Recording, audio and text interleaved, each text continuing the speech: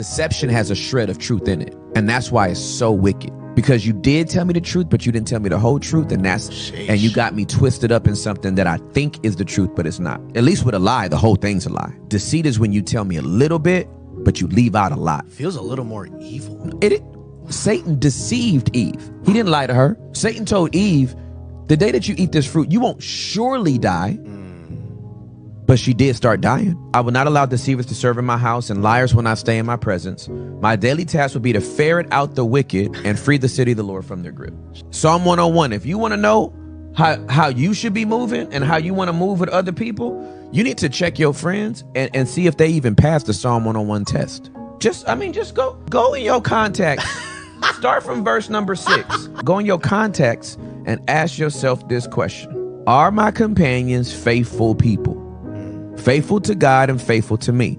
Faithfulness and loyalty are two different things. Y'all be talking about loyal like it's marriage. Your friends ain't married to you. You know how many spiritual fathers and mothers out there treat their spiritual sons and daughters like they're their spiritual spouses?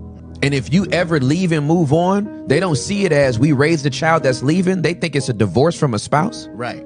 See if they pass that faithful companion test. See if they pass that above reproach test. See if they pass that deception test. See if they pass that liar test. Yeah, that's what you want. This is the 101 standard. Now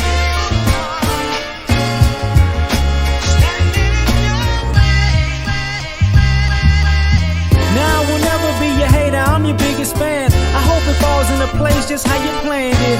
Life could put you in a pickle, just make sure it's kosher. Lean on me like Bill Withers until you smell the roses. What's happening, fam? L.A.R. movement still moving, man. Subscribe or die trying. You see the thumbnail, but more importantly, you saw the clip. Google a book first so you can find it on Amazon. There's a cost to being deceptive. And people don't talk about that enough in the sense of a lot of times what we're seeing is we're seeing people lie to us and say, just I told you a half truth. I didn't tell you everything. But when you do that, you still want that person to look at you the same. You know what I'm saying? So, and people do it with small things. We gonna meet at 8:00, but they show up at 9:30. Well, you know what I'm saying? I say I'm gonna be here. I say I'm gonna be there. I ain't said when I'm gonna be there. Okay. Right. I'm gonna do X, Y, and Z. I'm gonna do it, but I ain't say I was gonna do it when you said you needed me to do it. I'm gonna do it though. It's like, okay. And sometimes it goes into bigger things,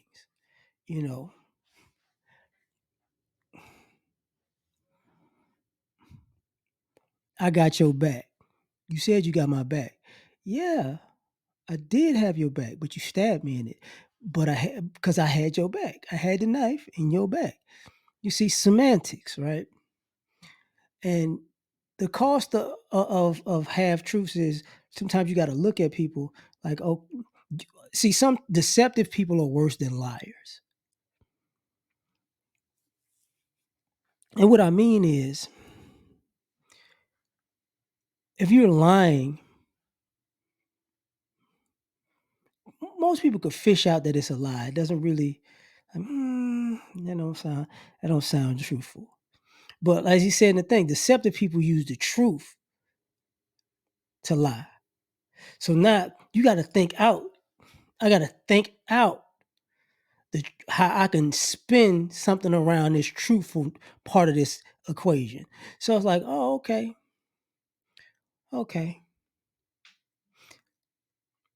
So you said this, and this part was true, but everything around that, all right. It's kind of like when they say eat the meat and spit out the bones. It's kind of like somebody putting fentanyl in your mashed potatoes. It's mashed potatoes. It looked like mashed potatoes. It is mashed potatoes. Fentanyl in your cake or, whatever, right? And you're like, oh, it's cake. And they like, yeah, it's cake. But then they're not telling you like, oh, what's up with this cake? Oh, you're not, oh, Yeah, I was just trying to get you to OD. And if you don't make it, you don't make it. But if you do make it,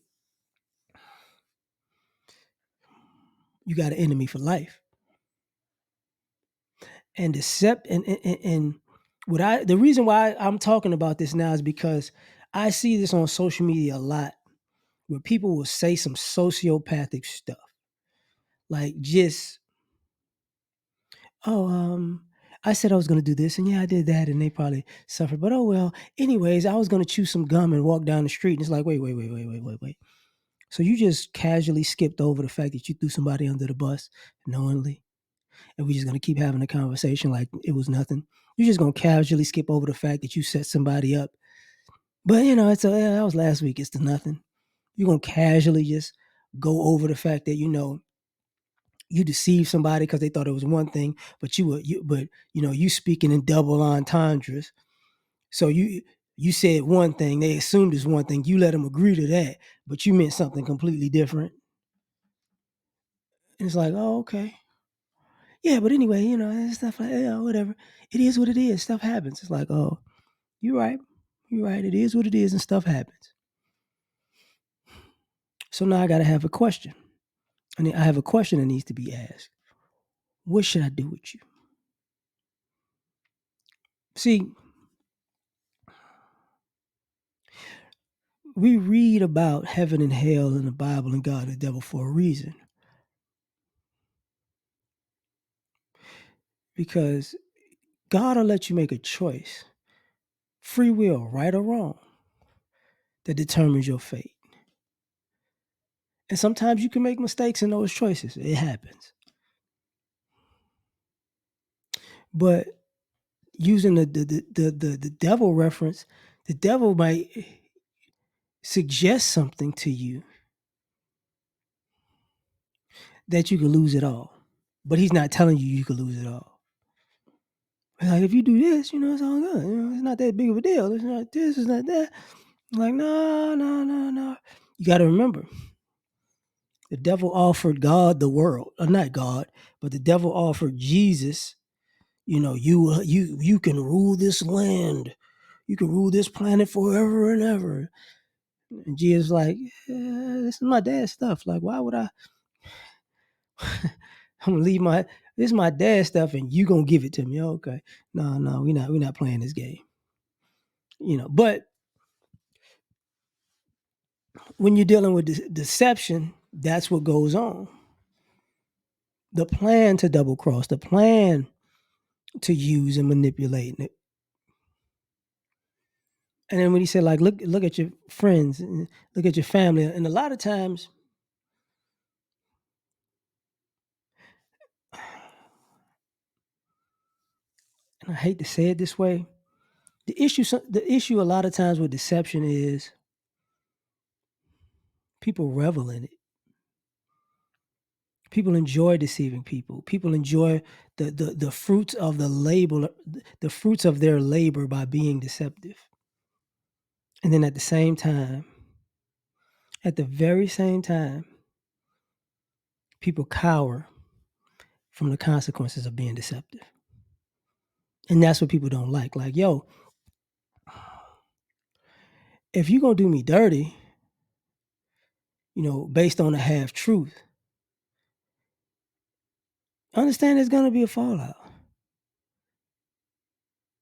And what I've seen too many times now is people have a plan, like I said, to stab you in the back, but they want forgiveness, but they want to repent when it's time to stab them in the chest.